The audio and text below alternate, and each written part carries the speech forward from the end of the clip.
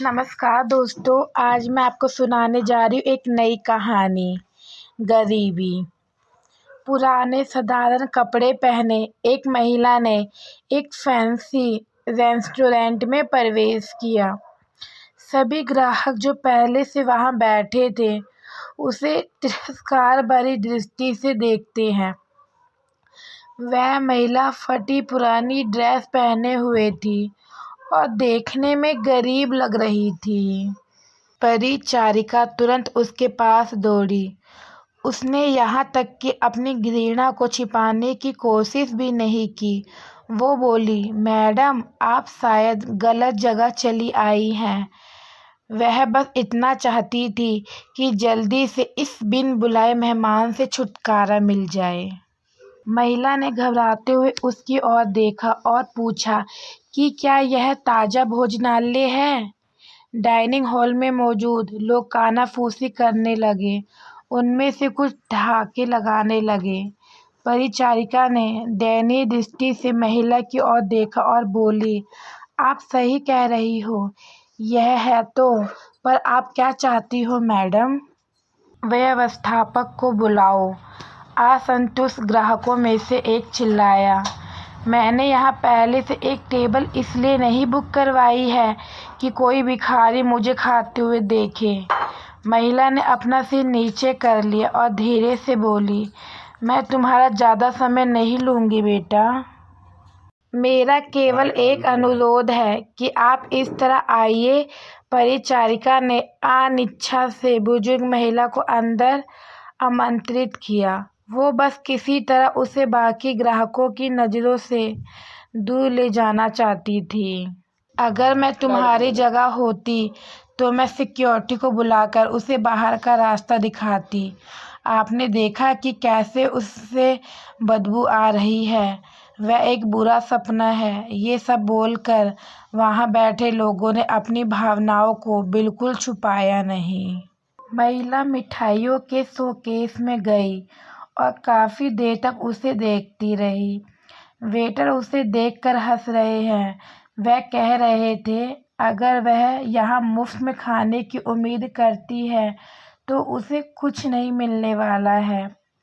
ऐसा लगता था कि महिला ने उनकी बातों पर ध्यान नहीं दिया। महिला बोली, मुझे बताओ बेटा, क्या लेमन केक को केवल आधा खरीदना संभव है?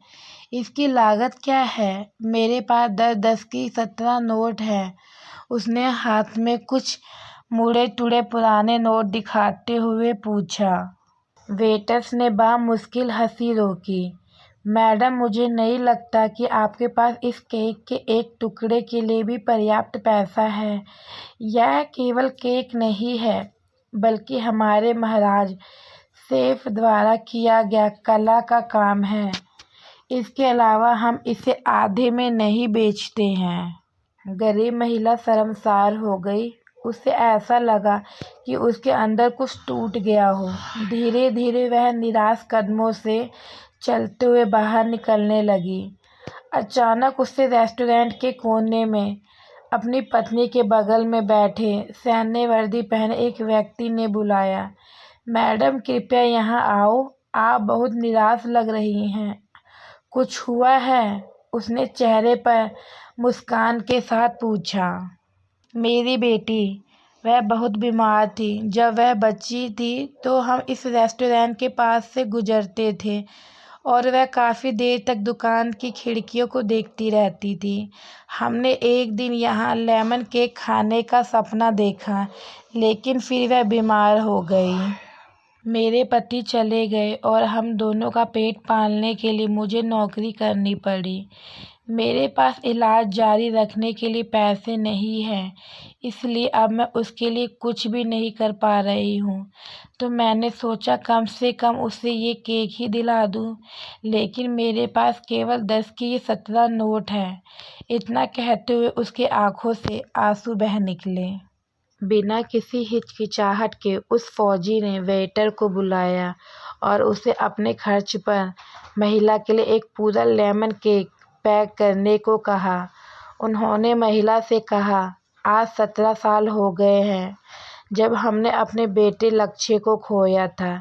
एक कार दुर्घटना में उसकी मृत्यु हो गई थी और मैं और मेरी पत्नी कुछ नहीं कर पाए। हालांकि वह एक डॉक्टर है। आपके पास में 17 नोट है और मेरा बेटा 17 साल का था। ये ऊपर वाले का इशारा नहीं है तो क्या है।